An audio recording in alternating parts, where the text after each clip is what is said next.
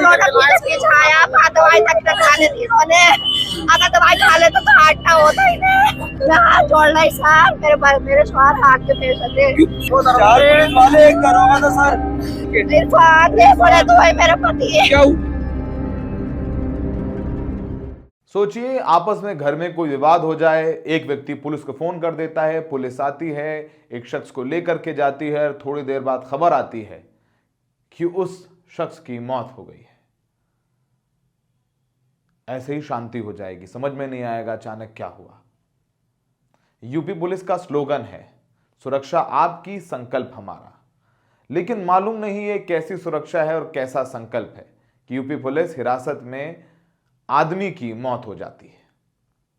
UP police के माथे पर यह दाग पहली बार नहीं लगा है और जिस तरह के हालात हैं वैसे लगता नहीं कि आखिरी बार होगा। ये बात हम हवा में नहीं कह रहे हैं, ये एनसीआरबी का डेटा कहता है, जो कि सरकारी रिकॉर्ड है। उसमें साफ साफ लिखकर आता है कि बीते सालों में पुलिस कस्टडी में मौत के मामले में उत्तर प्रदेश पुलिस ने देश भर में रिकॉर्ड बनाया है। इस तस्वीर में देखिए बिलखती औरत एक छोटे बच्चे को। इस औरत का पति और इस बच्चे का बाप अब इस दुनिया में नहीं रहा है। ये रो रो कर बयां कर रहे हैं कि उनके पति के साथ क्या हुआ है, आंसू नहीं रुक रहे। बेसुध ये औरत सवाल पूछ रही है कि पुलिस इनके पति को लेकर के गई थी तो उनके पति की खबर तो आई, पर खबर ये आई कि उनके पति नहीं रहे। ये पूरा मामला उत्तर प्रदेश के संभल जिले में एक युवक की पुलिस कस्टडी में मौत से हुई है। संभल में सोमवार को पुलिस चौकी के भीतर इरफान नाम के युवक की मौत हो गई। परिजनों ने पुलिस चौकी को घेर लिया और आरोप लगाया है कि पुलिस टॉर्चर से इरफान की जान गई है। पूरा मामला थाना नखासा क्षेत्र की राय सत्ती पुलिस चौकी का है, जहां पर खग्गू सराय के रहने वाले इरफान का अपनी ताई से रुपयों को लेन देन को लेकर विवाद था। उसी को लेकर शिकायत की गई थी। पुलिस पूछताछ के लिए इरफान को उठाकर चौकी ले आई थी और उसके बाद युवक की मौत हो गई। इरफान की पत्नी रेशमा रोते रोते बता रही हैं कि उनके पति को पुलिस वालों ने दवाई भी नहीं खाने दी और 5 पुलिस वाले उनके पति को पकड़ कर ले गए थे। उनका कहना है कि उनका आदमी बीमार था और उसका नाक का ऑपरेशन हाल ही में मुरादाबाद में हुआ था। उन्होंने दवाई भी नहीं खाने दी है। इस वीडियो में आप इरफान के परिवार के लोगों के आरोपों को सुन सकते हैं। जरा सुनिए कि इरफान की पत्नी क्या कह रही हैं। कौन घंटा हुआ? जबरदस्ती घर में तो निकाल के लाए, पापा को दवाई भी ना खाने दी। मेरे पापा दवाई भी हाथ में ले गए, दवाई किसी ने चाय का खाने तो दी। लाना है, चाय उल्टा के क्या बेचा रे? पानी लेके मेरा लोटा पीछे छाया दवाई तक न खाने दी इन्होंने। अगर दवाई खा ले तो हाटना होता ही नहीं। कितने पुलिसकर्मी थे? 4 पुलिस वाले थे। 4 पुलिस वाले, एक दरोगा था सर। क्या नाम है आपका? फोन लेंगे सर आपके। पति का नाम क्या आपके? इरफान ये बड़े तो भाई मेरा पति है। क्या हुआ था? ये दवाई खा रहे थे कल मुनाशे कल गुप्ता के यहाँ पर तो ऑपरेशन हुआ था। बेटे में दवाई खा रहा हूँ, 5 जने पहुंच गए। दिखा दो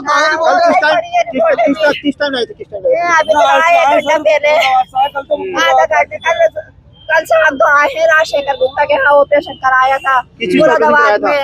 नाक की हड्डी के अंदर चिपक गई थी, गोश्त अंदर का। तो आज ही आए यहाँ पर? कल आए, कल शाम दवाई खा रहे थे, एकदम बचने लगे।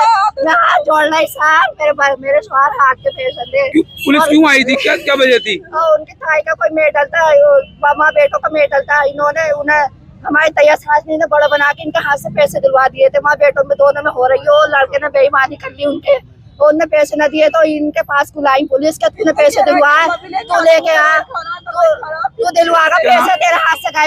इनकी ताई का नाम क्या है? इनकी ताई का नाम क्या है पता ना, क्या नाम इनका नाम क्या है? इनका जो इरफान पुलिया पे तब उस पे।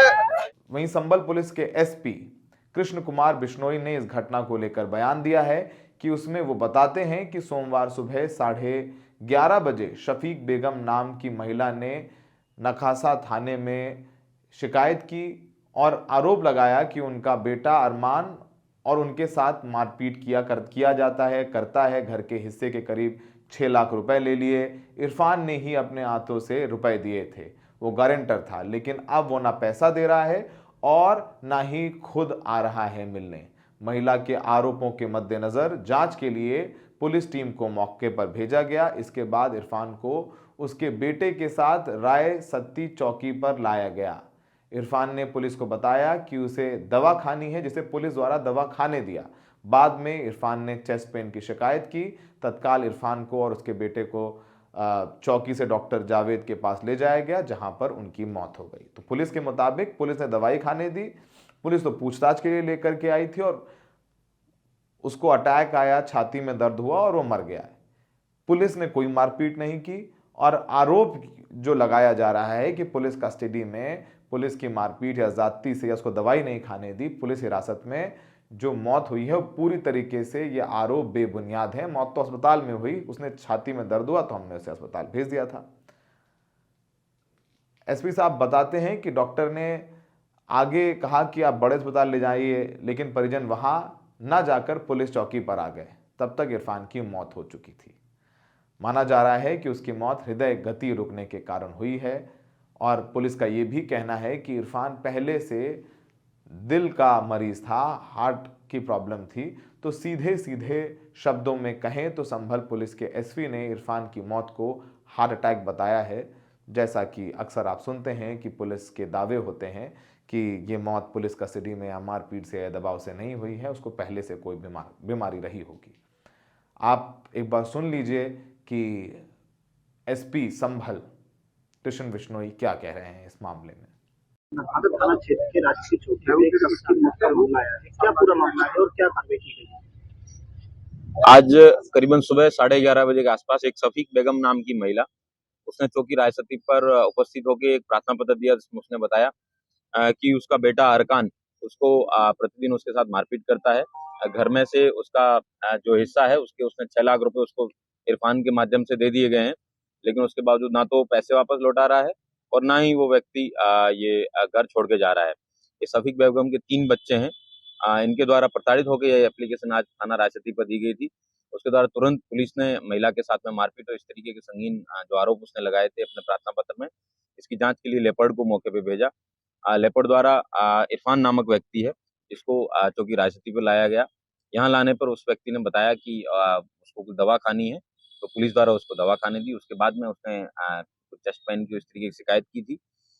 उसको उसके बेटे द्वारा यहाँ से चौकी से ही अस्पताल ले जाया गया और वहाँ पे उस व्यक्ति की शायद हृदय गति की रुकने की वजह से संभवतः उसकी डेथ हो गई है और उसके बाद में उसको उसकी डेड बॉडी को यहाँ पे चौकी पे ले आया गया। पुलिस द्वारा उसके शव के कब्जे में लेकर उसको पोस्टमार्टम के लिए भेज दिया गया है और उसकी मृत्यु के कारण है उनको पोस्टमार्टम के बाद में स्पष्ट किया जाएगा, लेकिन प्रथम दृष्टया उनकी हृदय गति रुकने की वजह से ही डेथ हुई है। और जो आरोप लगाया जा रहा है कि पुलिस द्वारा उनको दवा नहीं खाने दी गई, वो आरोप पूर्णतः निराधार है, क्योंकि यहाँ पे चौकी पे सीसीटीवी कैमरे भी लगे हैं। यहाँ बमुश्किल कुछ ही मिनट यहाँ पे ये पिता पुत्र रुके होंगे और चौकी प्रभारी द्वारा स्वयं उनको जो है दवा खाने के लिए दिया गया है। आपको जानकारी के लिए हम बता रहे हैं कि national crime record bureau NCRB की एक रिपोर्ट के मुताबिक भारत में 20 सालों में 1888 लोगों की मौत पुलिस हिरासत में हुई है। आधिकारिक आंकड़ों के अनुसार इन मामलों में पुलिसकर्मियों के खिलाफ 893 केस दर्ज किए गए हैं और 358 लोगों के खिलाफ चार्जशीट दायर हुई है। हालांकि सिर्फ 26 पुलिसकर्मियों को सजा दी गई है।